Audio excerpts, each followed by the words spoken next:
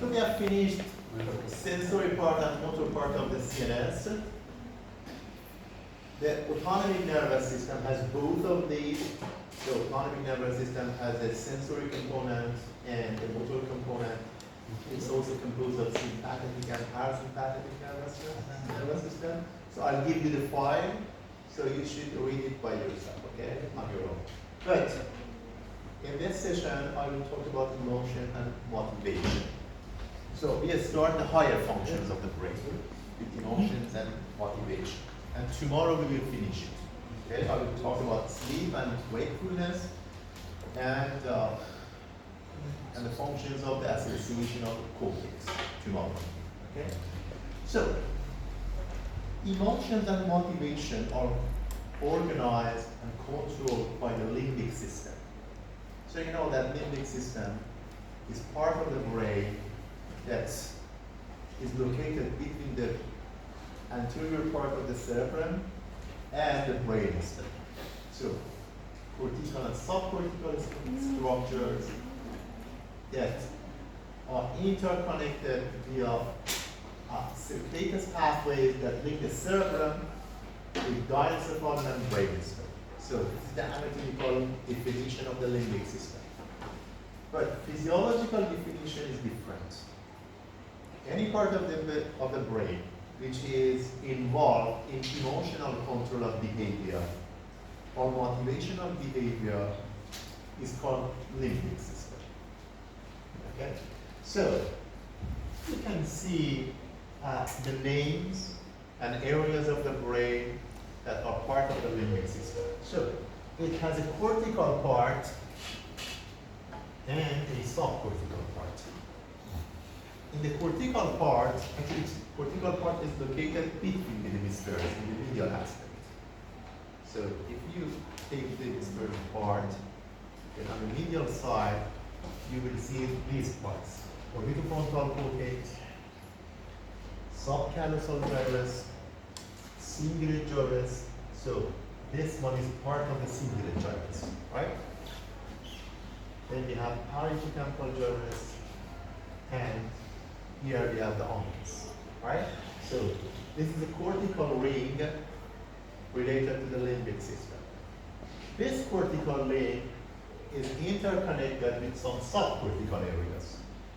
So in subcortical areas we have hypothalamus, amygdala, hippocampus, olfactory regions, septal area, some part of thalamus, like the anterior nucleus, and also parts of the basal ganglia, like nucleus accumbens or ventral polygon.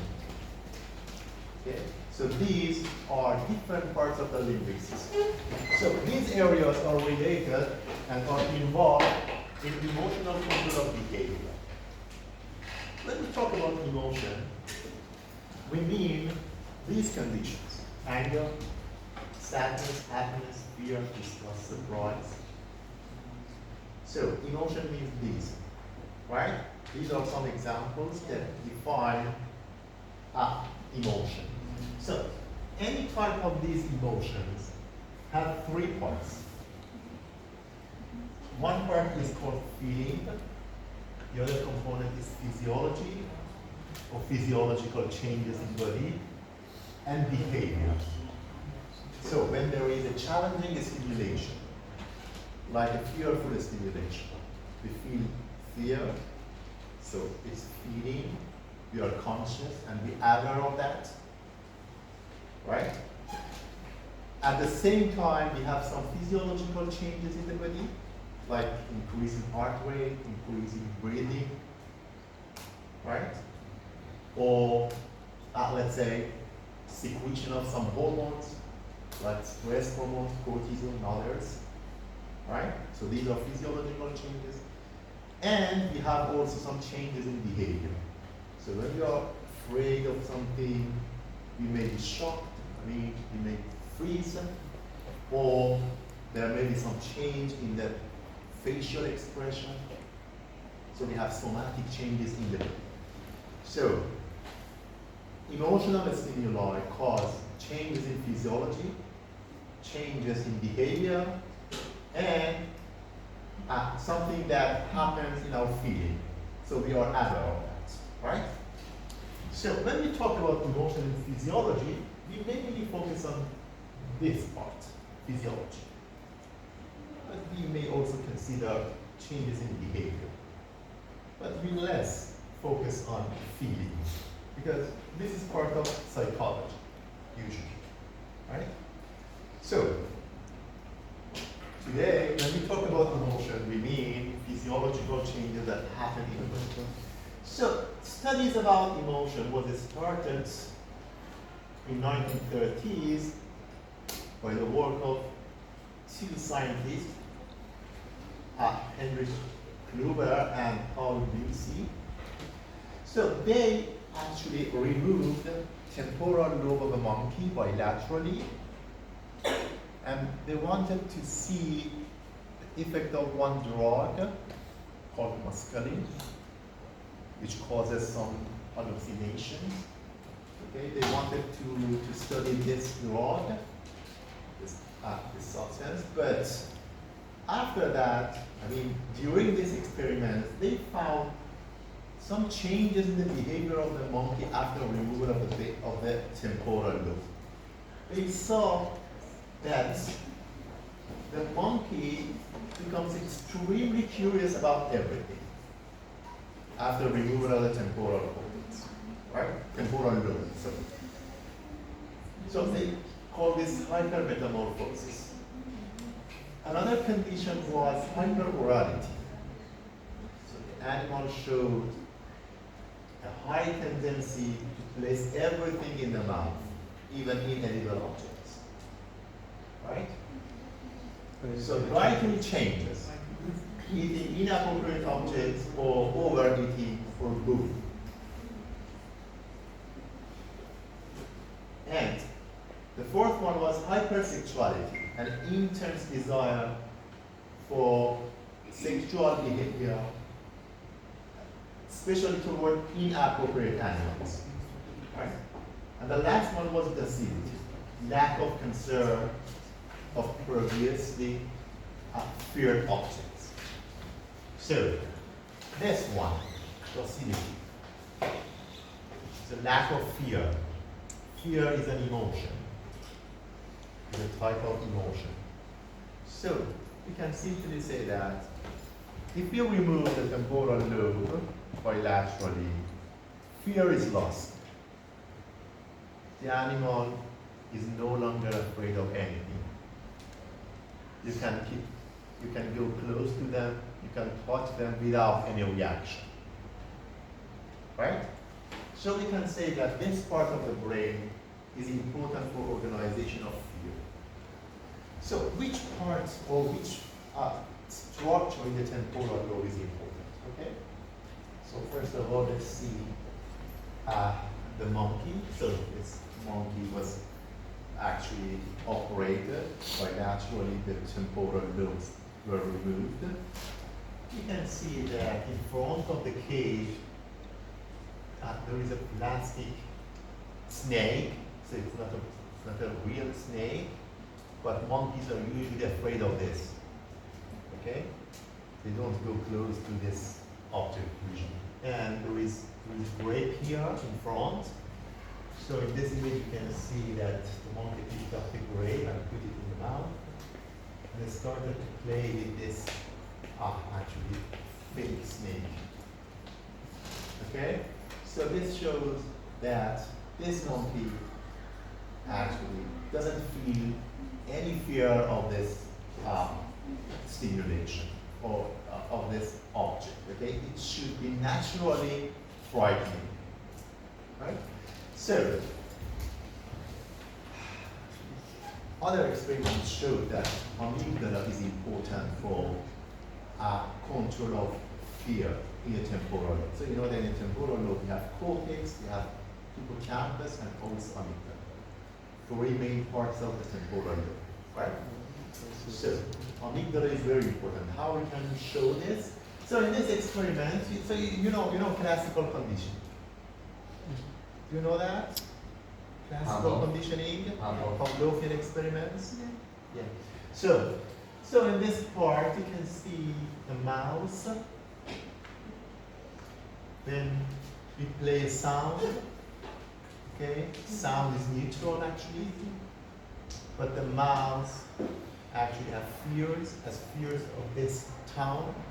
Okay, but if you repeat the tone several times, the mouse becomes indifferent to this sound, doesn't show any reaction, so the sound is not frightening anymore, right?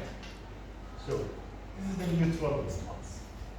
But if you play the tone and immediately after that you give a shock, which is painful, then the animal is afraid of that, right?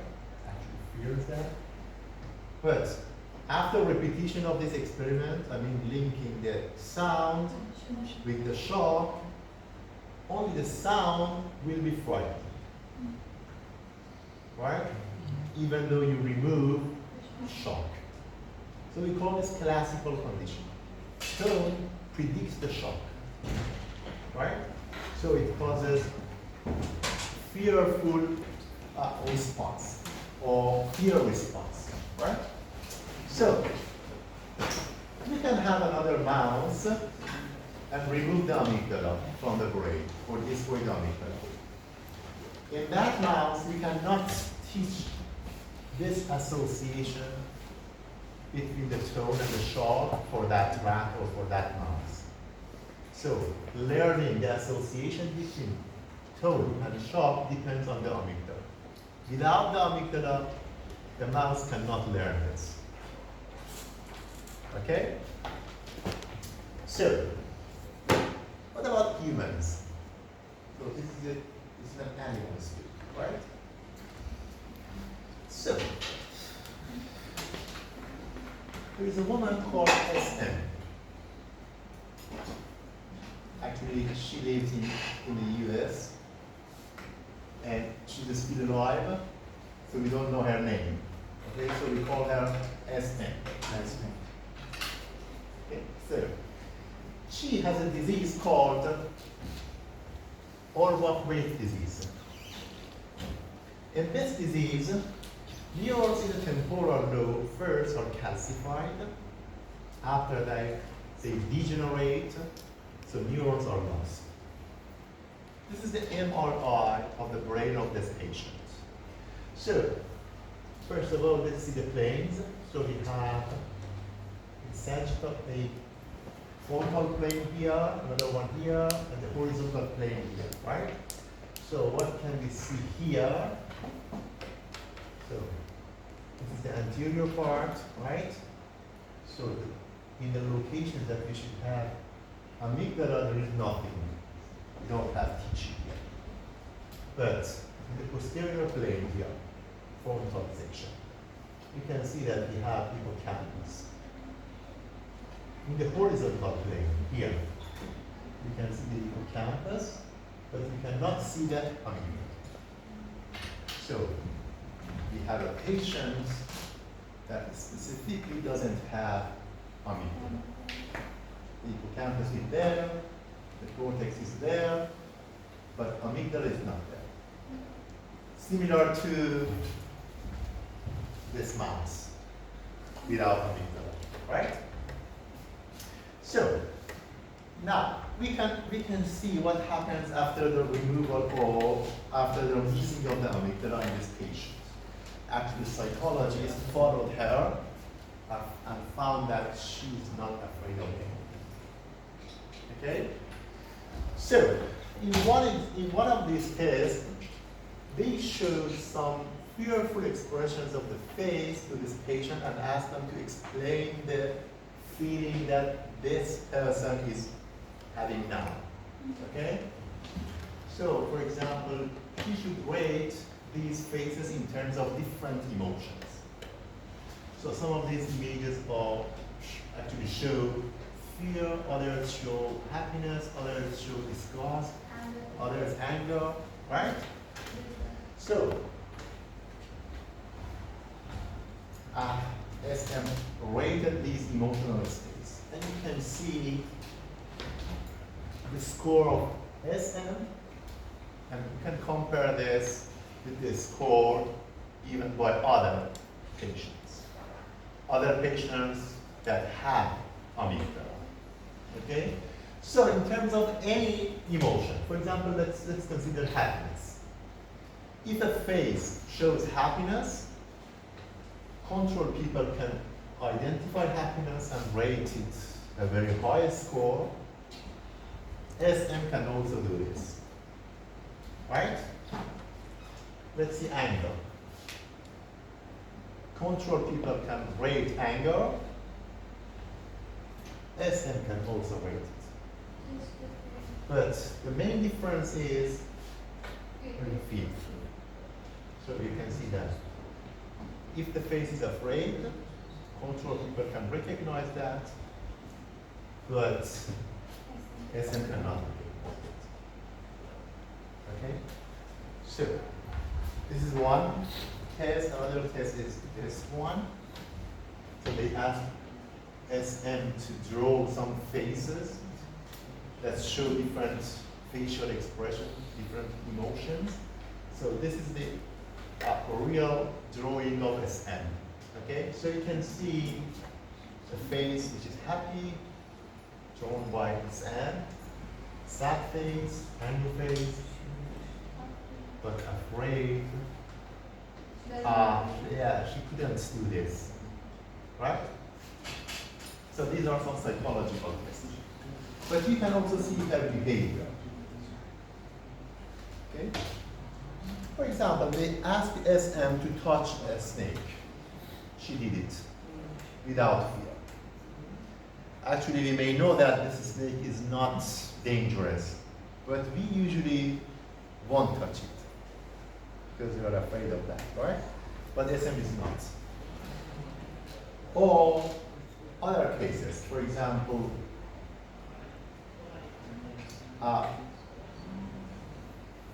different conditions of fear. Okay, so you can search for Miss SM in the internet, and also search for emotion, amygdala. Okay, by these keywords, you can read more about SM and the conditions that she or experienced. Okay, so. Other people that are similar, I mean, they also don't have amygdala, show the same problem. Okay? They don't feel pain. But there is actually an article, so actually let me show this here. Actually, this is new, something new. Actually, they found it and published it in 2013. They showed that people with amygdala lesion do not have fear usually, but there is only one thing that may cause fear in these people. Okay? When they reduce the level of oxygen in the breathing air, okay, these people feel fear. Okay? It's very frightening for these people, even more than normal people. Okay? So this shows that in the brain, we may have different pathways or different circuits for control of fear. One is based on amygdala, which is responsible for most of our fears. But there is another pathway that doesn't depend on amygdala. Okay? So this is actually one study that shows that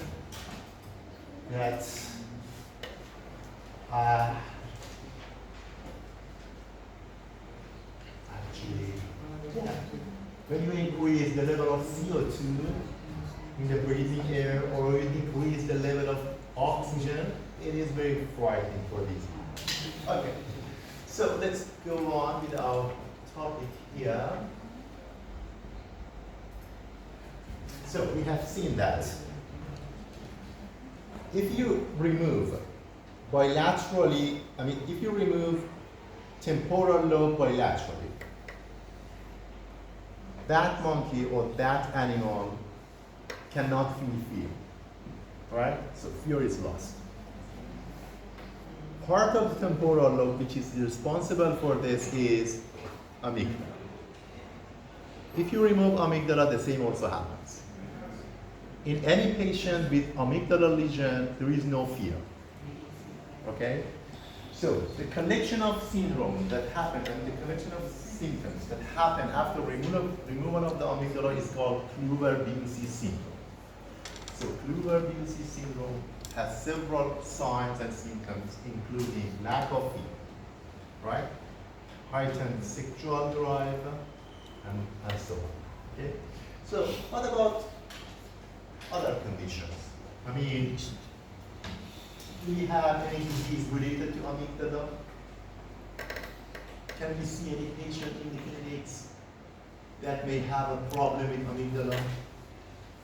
Okay? So, in psychiatry setting, you may have patients related to a problem with amygdala. So, anxiety disorders are believed to be the result of an abnormal regulation of fear. So, these disorders include panic disorder, post-traumatic stress disorder, generalized anxiety disorder, social anxiety disorder, simple phobias, and obsessive compulsive disorders. So in the note of this slide, you can find explanations for each of these. For example, PTSD, post-traumatic stress disorder. You can imagine a patient that experiences severe pain and very high level of pain, fear, after a stressful stimulation like during the war, or after an attack, street attack, or after an earthquake maybe. Okay, so different conditions that cause high fear. Okay, so they experience high level of fear, and after the period of this fear, they may recover. But any time that they think about that experience, they again feel fear, and this fear is very high and very severe.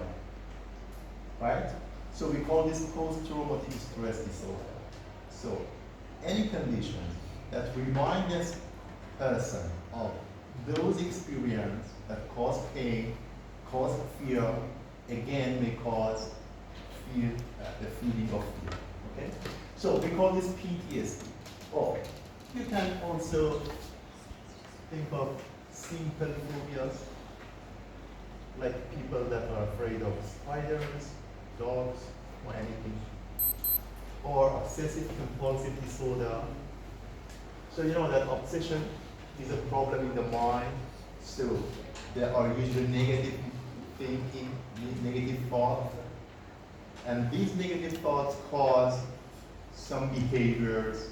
So the patient cannot actually get rid of this thinking, and they cannot also get rid of the compulsion that happens after that for behavior. So there are first some negative thoughts, and after that some compulsive behavior. For example, the patient feels and thinks that hands are dirty, so they wash it, okay? But they still think that they are dirty, so they wash it again. So they wash it again and again. Maybe they lose their skin, but they continue to wash. Okay, so there is a negative thought and a compulsion in behavior, right? So this is a type of anxiety disorder. So at least for two of them, for social anxiety disorder and for PTSD, brain imaging studies have shown that there is heightened activity in the amygdala. So problem with the activity in the amygdala may cause different type of anxiety disorders. So, another type of disorder is affective disorder, which is related to mood. You know that mood can be elevated or depressed. Right? So, major depression is characterized by abnormal sense of sadness, despair, disordered eating, weight control, disordered sleeping, so in form of insomnia or hypersomnia, poor concentration, diminished ability to think, inappropriate feels. So you know that the symptoms, okay? We call this major depression. Another condition is manic depression or bipolar disorder. So sometimes the patient is depressed. Other times, in the next period, they show euphoria and their mood is elevated. So we call this mania phase. So a patient that shows two phases, depression phase and mania phase, is called bipolar patient. They have bipolar phase. Okay, so let's see what happens in the brain during the major depression. So, brain imaging shows heightened activity in the amygdala again. But there are also increase in other regions, orbital and medial prefrontal cortex, and also in the thalamus, mediodorsal nucleus of the thalamus. So, all of these regions, all of these three regions are part of the limbic system. Thalamus, anterior nucleus, right? Orbitofrontal cortex and amygdala. So they generate a triangle with three: orbitofrontal, amygdala, and mediodorsal nucleus of the thalamus. So increased activity in this triangle is associated with major depression. When you treat the person, when you give some medication, and the symptoms of depression is lost, is recovered. After that, this heightened activity in these areas also decreases. Right? So increased activity in these areas causes depression. When you treat the depression, activity in these parts becomes normal. Right? So, this is something new about the major depression. But there is also a neurobiological basis for depression.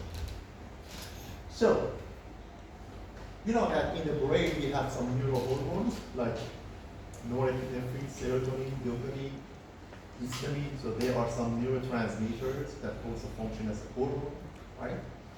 So decreases in serotonin or in norepinephrine is associated with depression. Patients that show depression have lower level of norepinephrine and serotonin in the brain. And when you give them medication to treat the depression, the level of norepinephrine and serotonin actually increases, go on, right? So, for example, treatment includes inhibitors of MAO, monoamine oxidase, which is an enzyme that destroys norepinephrine, serotonin, and other catecholamines.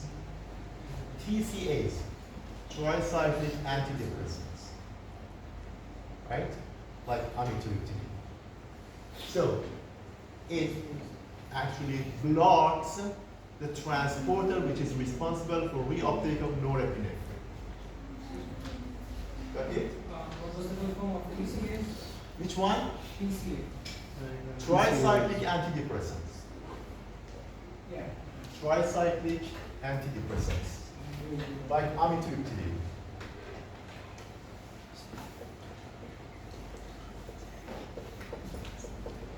One example. Okay? So we have a synapse here in the brain. Okay? Which releases norepinephrine. norepinephrine binds to postsynaptic receptors. What are the receptors for norepinephrine in the brain? Some of them are alpha, others are alpha adrenergic, beta adrenergic receptors. So norepinephrine is released, binds to the alpha or beta receptors and exerts its action. After that, there are some transporters in the presynaptic terminal. So norepinephrine is reuptake by this transporter. Right? So the action of norepinephrine is terminated by the action of this one. Okay. And norepinephrine then moves into the vesicles. So it's ready for another course of release. Right?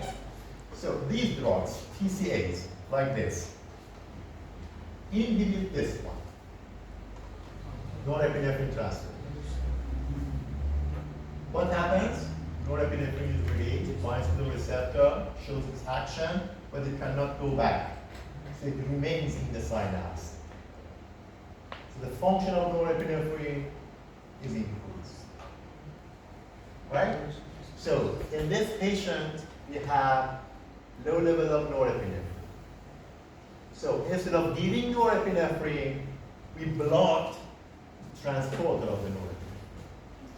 So this way we can increase the function. Okay? So if there is excess norepinephrine in the synaptic, So it causes mania. so it also means that there will be upregulation in the postsynapse, upregulation of receptors. Yeah. If we have excess norepinephrine, it means it can activate alpha and beta receptors more than usual. Yeah. So one drug or one type of medication is TCAs. Another type is SSRI, selective serotonin reuptake inhibitors. So we have the same for serotonin also. Selective serotonin reuptake inhibitors like fluoxetine blocks transporter for serotonin. Serotonin is released, it cannot return to the presynaptic terminal. So it remains in the synaptic cleft, its action is prolonged. Right? Another treatment is electroconvulsive therapy. So when these medications are not useful, they cannot treat the patient. We usually use this one, electroconvulsive therapy. They can put some electrodes over the head here. Give an electric shock to the brain, and with some unknown mechanisms, usually depression released. Okay? Sign of depression decreases. So the patient shows some level of recovery. And after that, they respond to these drugs. So usually in depression, we are afraid of suicide. So this is an emergency condition in depression, right? So when you use ECT, actually any attempts for suicide lowers and the patient is more safe. Okay? So all I wanted to say is that during the depression, the level of norepinephrine and serotonin declines. In order to treat the patient, you should increase norepinephrine and serotonin.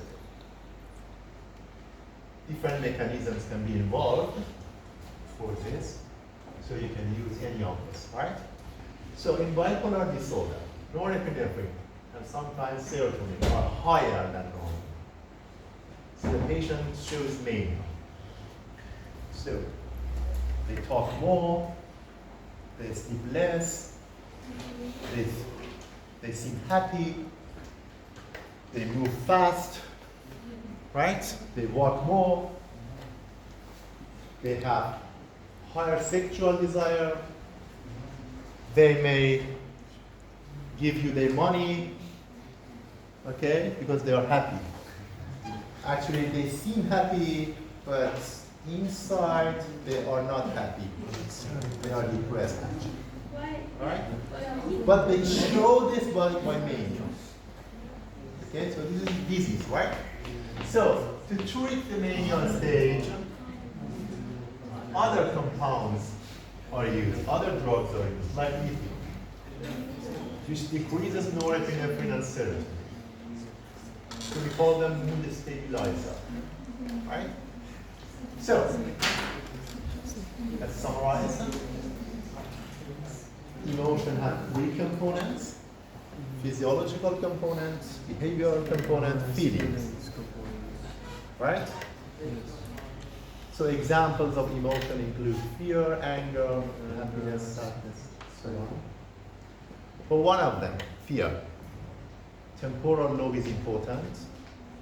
If you remove temporal lobe bilaterally, Kluver-Bucy syndrome happens, which include hyperorality, putting everything in the mouth, hypermetamorphosis, heightened curiosity about everything, hypersexuality, dietary changes, lack of fear, or docility. Right? In the Kluver-Bucy syndrome, the main part of the brain involved is amygdala. If you remove amygdala, you can see signs of Kluver-Bucy syndrome. The main one is lack of fear.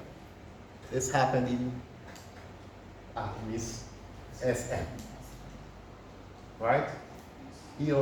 She cannot rate fear in the face of others, cannot read the face actually, right? She's not able to feel fear. The only thing that may cause fear in these people is hypoxia, right? Mm-hmm. And the other thing is that the amygdala is involved in some type of psychological diseases, including affective diseases or anxiety diseases, right? For example, in major depression, amygdala, orbitofrontal cortex, and mediodorsal nucleus of thalamus show heightened activity, increased activity. If you treat the condition, activity declines, right? And two neurotransmitters are involved in major depression: norepinephrine, serotonin. If there is lack of these, the patient shows depression. If there is higher concentration of these neurotransmitters, the patient shows mania. To treat the depression, you should use one of these methods to increase the action of norepinephrine and serotonin. Mania inhibitors, PCAs, SSRIs, or ECT. All right? So, the next part. Any questions so far? No? Everything is clear? Yes. Good. Now, let me talk about hypothalamus, which is a major component of the limbic system. So, connections of hypothalamus, outputs, include some connections with the brainstem and spinal cord,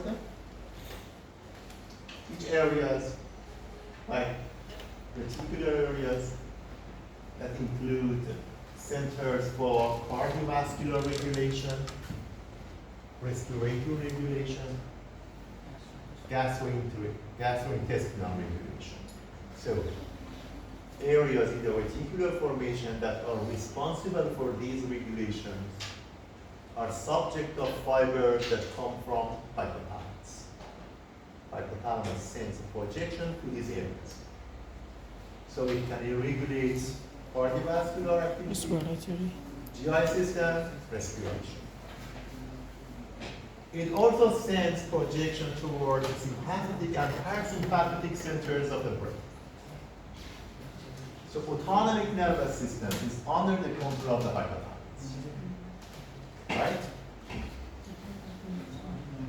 Some other projections go to diencephalon and cerebral, like anterior thalamus, part of the limbic system, and limbic cortex. So hypothalamus, which is part of the limbic system, sends its projections to other areas of the limbic system. So it can regulate activity of other parts of the limbic system. Other projections go to the pituitary gland, hypophysis. You know that the hypophysis is the master gland, right? It controls all of the endocrine system. So, hypophysis or pituitary gland is under the control of hypothalamus. Hypothalamus is part of the nervous system, but pituitary is part of the endocrine system. So the whole endocrine system is controlled by a small region of the CNS. Right? Hypothalamus. So, let's see some nuclei in the hypothalamus. So, I think that you know the names, right? Part of the hypothalamus, familiarity. Yes. Good. So, let's see the divisions.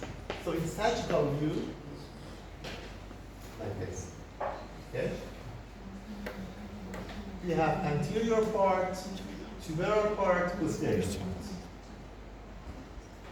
So in anterior region, we have nuclei including lateral medial preoptic nucleus, suprachiasmatic nucleus. Right? In the posterior part, we have posterior area, mammillary. In tuberal region, we have several other nuclei. Paraventricular, proximedial, ventromedial, arcuate, supraoptic, and anterior nucleus. So anterior nucleus is not part of the anterior hypothalamus. It's part of the tuberal region. Right? But in the anterior region, we have preoptic nucleus. So this is the sagittal view. If you have frontal view, then we can divide the hypothalamus into lateral part, medial part, and periventricular. Periventricular. So you know that the border here is fornix. Lateral to fornix is called lateral hypothalamus. Medial to fornix is called medial hypothalamus. And around the ventricle, third ventricle, is a periventricular region. So we have different nuclei here.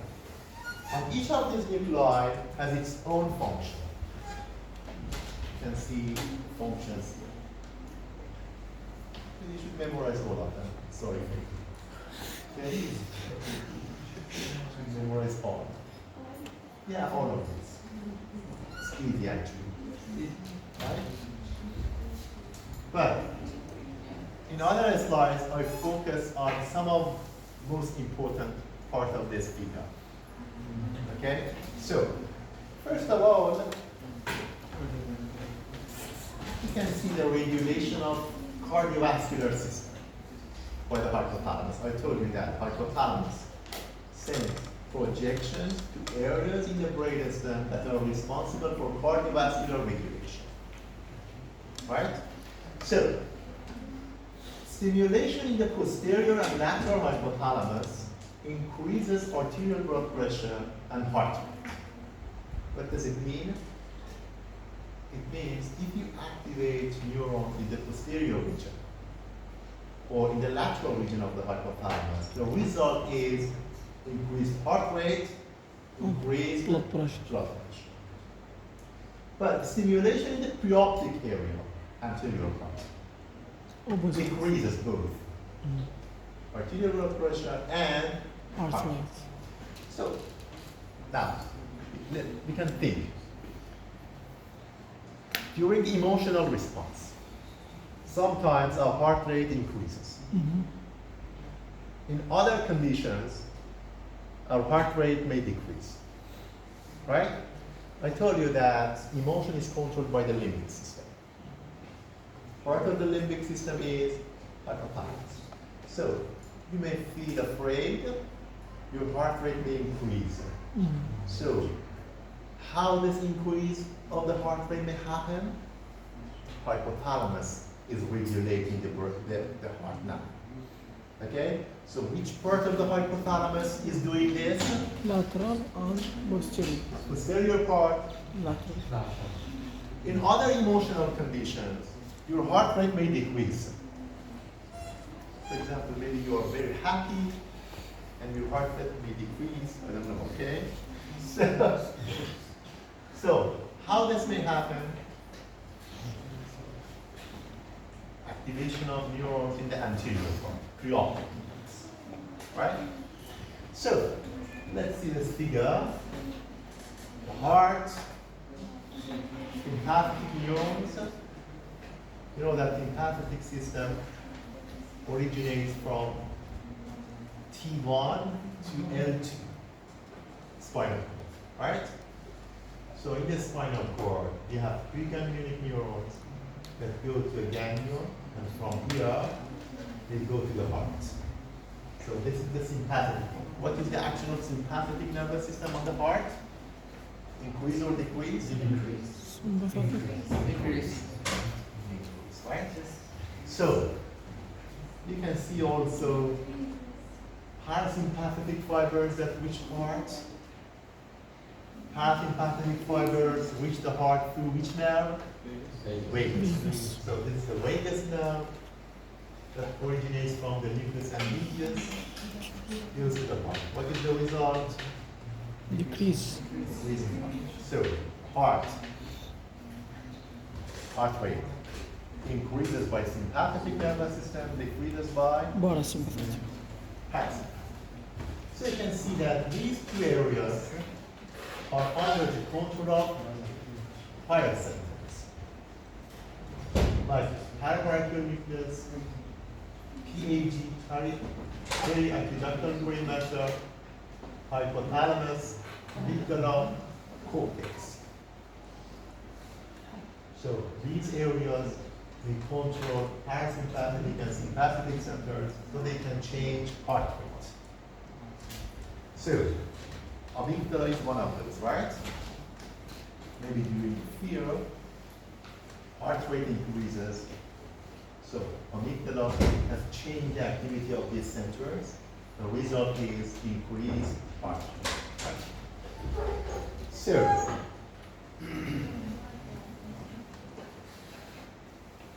the other function is thermoregulation, which means regulation of temperature, body temperature. So you know that we have thermal receptors in the skin, cold receptors, hot receptors, or heat receptors, right? We have the same receptors also in the visceral organs, like in the skin. So when we have increased or decreased temperature, these receptors are activated. They send the information to spinal cord. They go up in the spinal cord through anterolateral system. Remember? Spinal thalamic path. Okay. They go to cortex, but some collateral, some neurons go to medial or median preoptic nucleus, hypothalamus. So median preoptic nucleus receives information about body temperature. It is also sensitive to temperature directly. I mean, blood that goes to median preoptic nucleus may increase or decrease firing rate of neurons here. So these are central sensors of temperature. So median preoptic nucleus can receive information about temperature from the body, or it can directly react to any change of temperature when blood enters this region. So when it's activated, it sends information to medial preoptic nucleus, towards the medial hypothalamus. From here, signals come down in the medulla. Medulla centers can do several things. First, they can activate brown adipose tissue. How? They can activate lateral cord, sympathetic neurons. Sympathetic neurons can activate brown adipose tissue. So in this tissue, metabolism increases, but ATP is not maintained. Metabolism increases, so the result is heat production. Right? So if body temperature goes down, this system is activated. Heat production increases, temperature goes up. Or medulla can activate alpha motor neurons in the ventral horn of the spinal cord. They can cause shivering. You know shivering. Type of tremor that happens very fast. It's a type of muscle contraction, so it increases metabolism, increases heat production again, right? Temperature goes up. If temperature is higher than normal, then other mechanisms are started by the median preoptic nucleus. For example, blood vessels in the skin are widened, so we have vasodilation. More blood goes to the skin, so heat is lost. Temperature goes down. Another mechanism is sweating. Sweating is activated, water is lost, meanwhile, heat also is lost, right? Temperature goes down again. So, median preoptic nucleus may activate different type of reactions when body temperature goes up or down. So this way it can regulate body temperature. Another function of hypothalamus is regulation of body water. Lateral hypothalamic area is a thirst center. When it's activated, we feel thirsty. Right? So we drink more. Water intake increases. Another region, paraventricular nucleus, supraoptic nucleus. They release ADH, which stands for antidiuretic hormone. So it activates or stimulates distal tubules of the kidney to actually to increase water reabsorption. So water remains in the body. So by different mechanisms, the hypothalamus can regulate body water by increase of intake or by decrease of excretion, by keeping the water inside the body, right?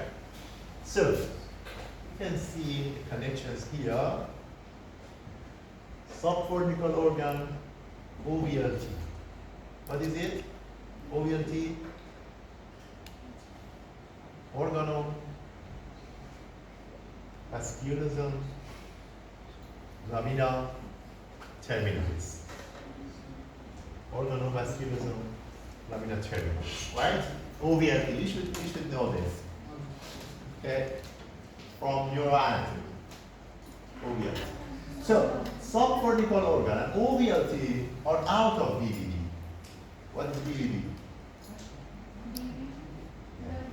Blood-brain barrier.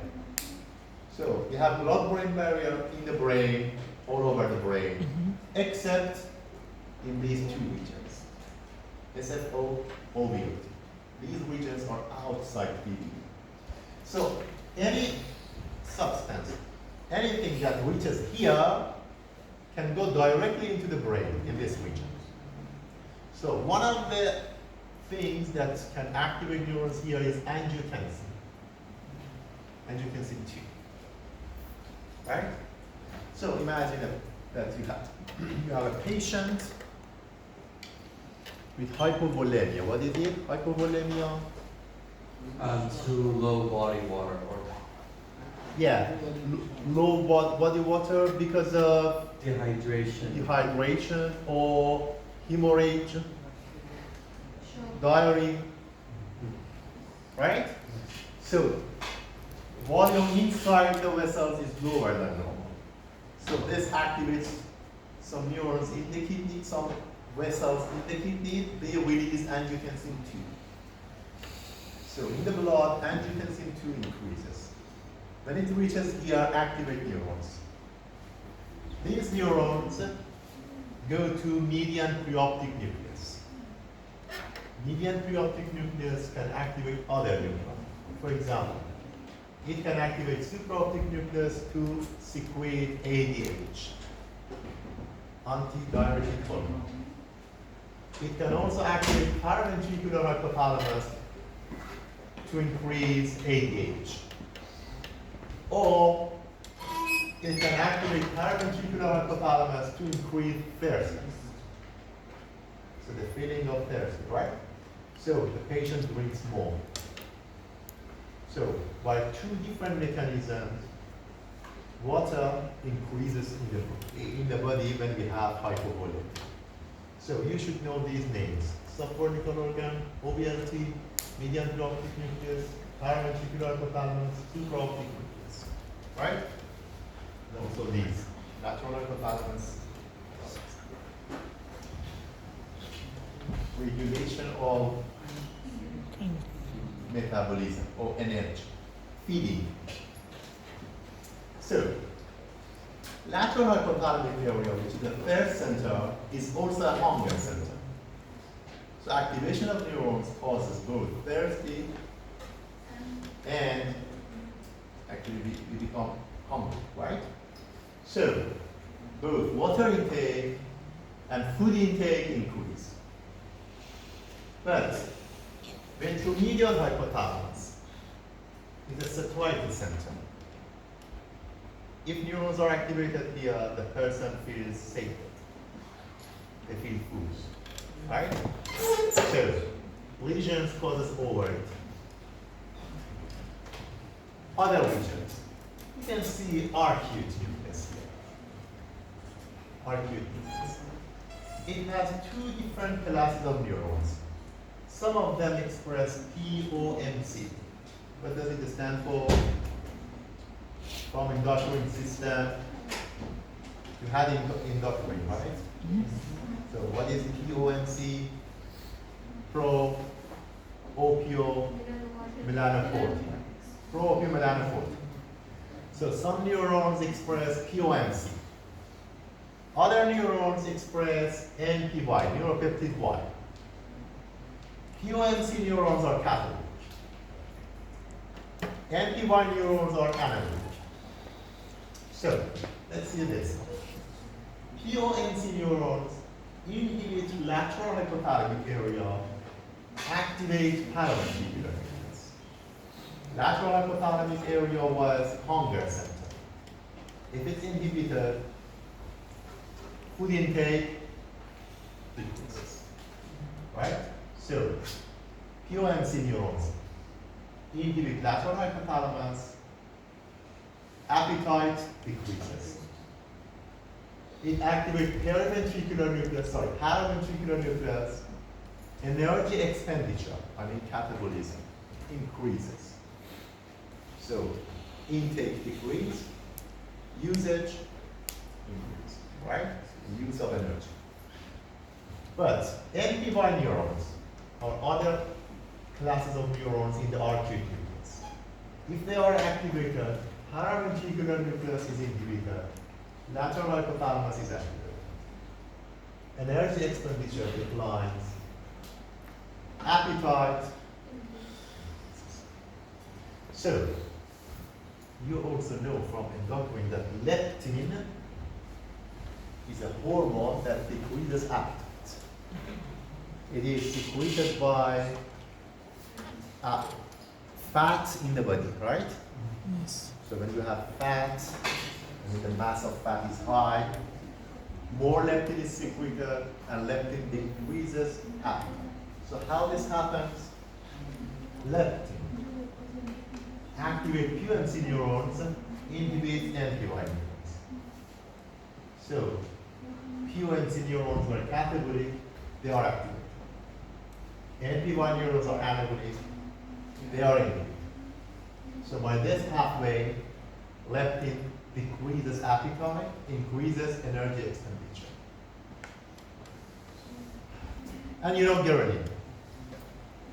It is secreted from stomach just before eating, when you feel hungry, right? So, ghrelin activates NPY neurons in the acute nucleus. NPY neurons activate lateral hypothalamic neurons, inhibit appetite. Appetite increases, expenditure. So this was a mechanism for regulation of feeding. Other functions of the hypothalamus. So, you know oxytocin, right? Another hormone. So it is secreted by paraventricular nucleus. So when it's secreted, for example, in a woman during the labor, so it causes contraction of the uterus. It helps the birth of the baby, right? So oxytocin do this actually. So another function of oxytocin is to increase ejection of milk. So when the baby suckles the nipple, a neural signal is made. It is sent to hypothalamus. In the hypothalamus, it reaches paraventricular nucleus. Paraventricular nucleus secretes oxytocin into the blood. Through the blood, it reaches the breast. In the breast, it activates myoepithelial cells. Contraction of the myoepithelial cells ejects the milk. So the baby should suckle the nipple several times. After a while, after some time, it can feed through the milk because it takes some time for this mechanism to put into action, right? So it needs a neural mechanism and the hormonal mechanism. So oxytocin is involved. So remember, paraventricular nucleus. So, medial perioptic nucleus, GnRH, secretes GnRH, you know that. Another tropin releasing hormone. It stimulates what? GnRH stimulates which hormone? Yeah, FSH and LH. Paraventricular nucleus secretes TRH, thyroid releasing hormone. It increases what? TSH, thyroid stimulating. TSH increases T4, T3. Right? Paraventricular nucleus also secretes CRH, corticotropin releasing hormone. Then ACTH, adrenocorticotropin hormone, then cortisol. Right? Somatostatin increases what? Growth hormone. Arcuate nucleus, GHRH, growth hormone releasing hormone. And also releases dopamine, which inhibits prolactin. So, several hormones are regulated by different nuclei in the hypothalamus. Right? Are you tired? But I'm not tired.